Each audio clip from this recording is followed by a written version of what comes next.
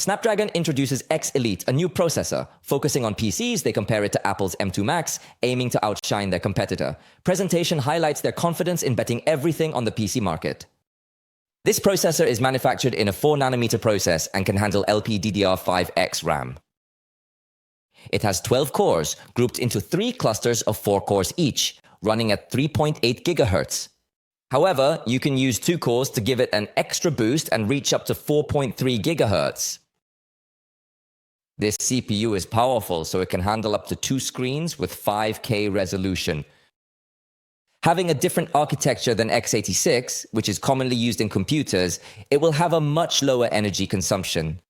However, we also need to wait for more apps to be compatible.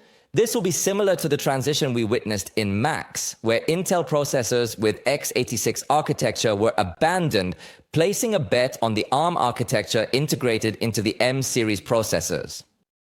However, on the PC side, this transition could be a bit more complicated because support for x86 processors is not completely abandoned, but developers must manage 2 versions of their application, and that is much more complicated.